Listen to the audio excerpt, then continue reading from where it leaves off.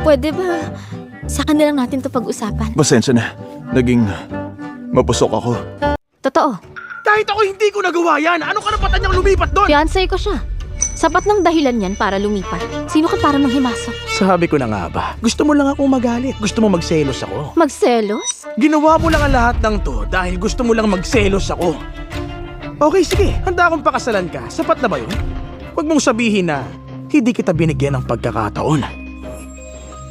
Eric, ano ba bang hindi maliwanag sa mga sinabi ko? Uulitin ko. Wala na akong feeling sa'yo. Wala nang namamagitan sa atin.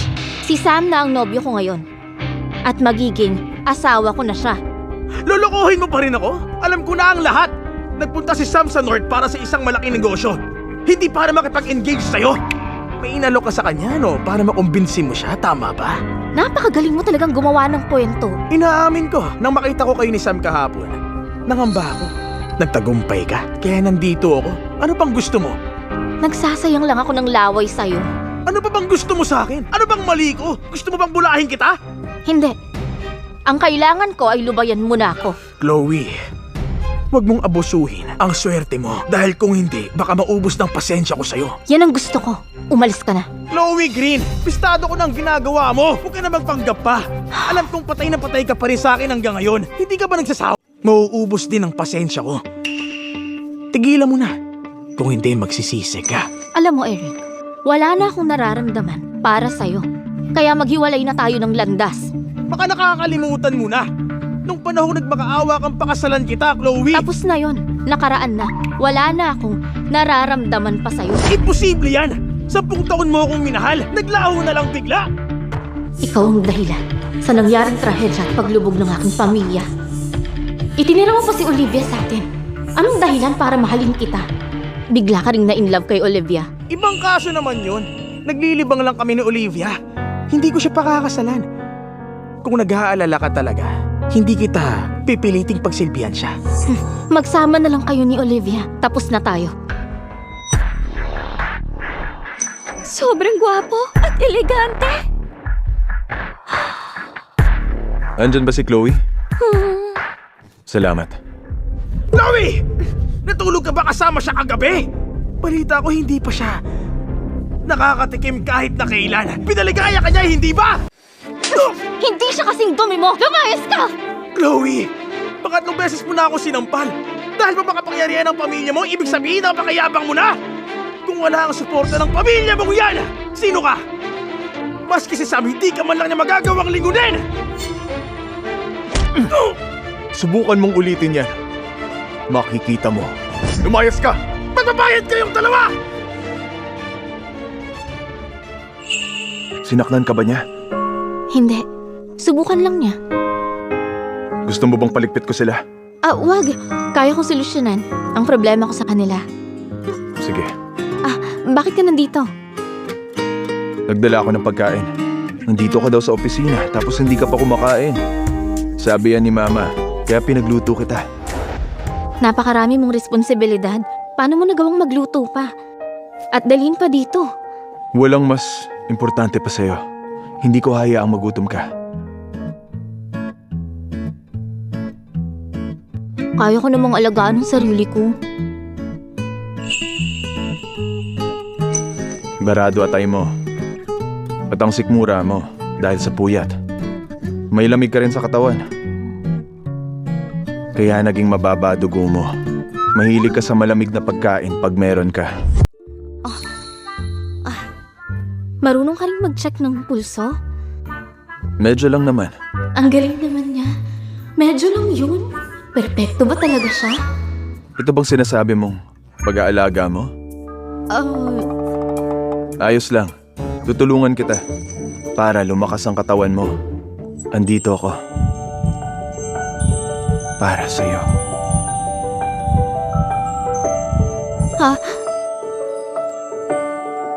Sabi ni Eric, andito ka daw para sa mahalagang negosyo. Hindi daw para sa ating engagement. Hindi ba't kasal ang pinakamahalagang bagay?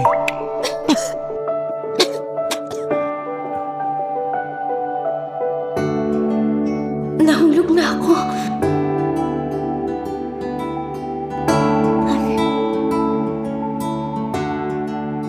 Sam, hindi mo kailangang maging mabait sa akin. Ang pamilya natin ay nagkakaigihan ng mabuti. Matibay rin ang ugnayan natin. Hindi mo kailangang gumawa ng kung ano para lang mapasaya ako. Akala mo mabait lang ako para mapasaya ka? Wala na akong ibang maisip na dahilan. Maliban lang kung na-in love ka sa babaeng di mo naman kilala. Eh kung sabihin kong matagal na akong in love sa'yo. Matagal na? Kailan? Hindi pa tayo nagkikita. Nagkita na tayo. Hindi mo lang naaalala. Bakit hindi ko maalala? Kailan yun? Hindi ko pa pwedeng sabihin sa'yo sa tamang panahon. Ay, naku po anak, mabutit nakabalik ka na. Merong masamang nangyari. Ano nangyari? Anong nangyari sa'yo? Sinong gumawa niyan? Turuan natin ang leksyon. Hayaan mo yan. Ano ba nangyari? Ay tama. Naglalaro ko ng baraha. Nabalitaan ko ang mga green kukunin ng kumpanya. Imposible yan. Kanina lang kami nagkita ni Chloe. Anong sabi niya sa'yo? Ano naman ang sasabihin niya? Pag nakita sa akin, nag-iiyak na at humingi ng tawad sa akin. Kalimutan na daw namin ang lahat at magpakasal na. Ay, sabi ko na nga ba ang babaeng yan? Sino pa bang magpapakasal sa kanya? Gusto ko lang niyang pagselosin. Mabuti na lang, alam na natin yan. Di tayo naniniwala sa kanya.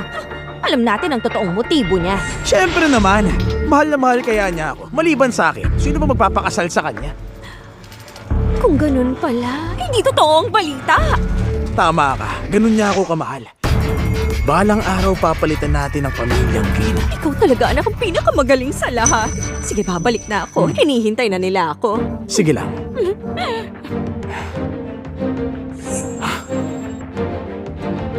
Hello? Pakitingnan ngayon din. Nakuha ba ng pamilyang Green ang shares namin? Hindi.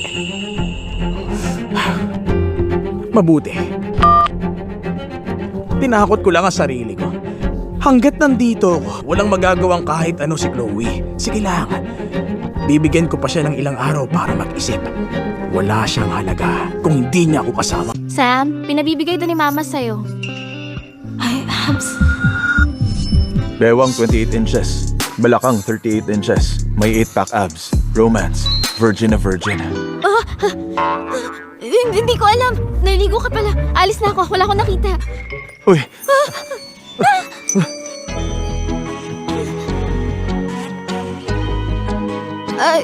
Ikaw, Hindi ko alam na nauutal ka pala.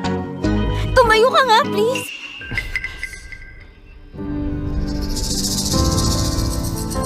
Ano nangyari sa'yo? Gabi na. Magpahinga ka na. Ha? Anong wala? Ay, nagdudugo ka. Wala to. Diyan ka lang. Kuha ko ng first aid.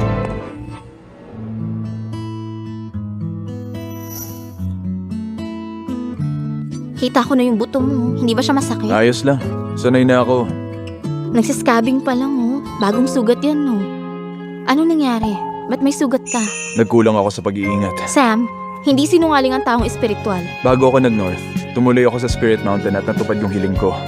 Kaya gumapang ako nang nakaluhod sa... Spirit Mountain? Yan ang bundok na tumutupad ng kahilingan. Oo, Balita ko, may 36,000 hakbang daw yon. Kung gumagapang ka ng nakaluhod, masisira talagang tuhod mo. wala yun. Natupad yung kahilingan ko. Kaya maliit na bagay yung injury ko. Kaya ba, nahuli ka sa engagement party natin dahil na-injure yung tuhod mo? Oo. Sorry nga pala. Sana sinabi mo na lang. Naiintindihan ko naman. Hindi mo kailangan magtago. Sige, simula ngayon, sasabihin ko na. Anong hiniling mo? Pwede bang malaman? Isang obsession to. Sa kabutihang palad, nagkatotoo siya. Maganda yan. Binabati kita. Pero dahil malapit na tayong ikasal, pamilya na tayo. Kung may kailangan ka, sabihin mo lang sa akin. Malakas din ang pamilya ko. Meron nga akong isang bagay na kailangan ng tulong mo. Ano yun? Tutulungan kita kung kaya ko. Gusto ko sanang hilingin ang maging tunay na lalaki. Akala ko, hindi nakikipagrelasyon ng tulad mo. Nakahalubilo na ako sa mga tao. Tapos na ako magpigil sa sarili. Parang isang halimaw na pinakawalan. Ang pagnanasa ko, mahirap siyang kontrolin. Baka mabaliw ako. Ganun ba yun kalala? Narinig ko din. Hindi raw maganda sa kalusugan yan. Tutulungan mo ako, hindi ba? Ako... hindi ko kaya.